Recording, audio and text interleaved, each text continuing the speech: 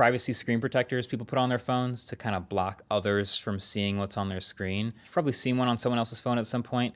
They look kind of horrible. So instead of that privacy screen protector, which is annoying and also always on, this is a hardware level control over the pixels on the display that can be turned on or off whenever. And when you turn it on, the display should look unchanged from straight on, but as you get off axis, it actually fades to gray and almost black from both the horizontal axis and vertical axis. So you're still seeing a normal display from the straight on view, but anyone trying to look over your shoulder or sitting next to you will see basically a blank screen.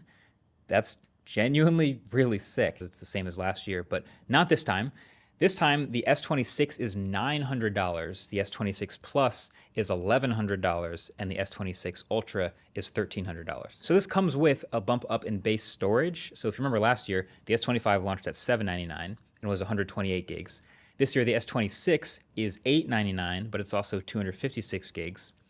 But then also, the S26 Plus is 256 gigs and it's $100 more. It's $1,100 instead of $1,000. And then the Ultra was $1,300, it's $1,300 again. You know, they've always come out with the fan edition later in the year as like the mid-range priced version of the phone, but it feels like they're making room for that now to be like an $800 phone. So just a lot of price creep happening in this lineup. So then if that's Creative Studio, which is kind of the same thing as like Apple's Image Playground, borderline useless in my opinion. But like I said, it feels like they're just throwing a bunch of stuff at the wall in the world of AI just to see what will stick, see what people will like.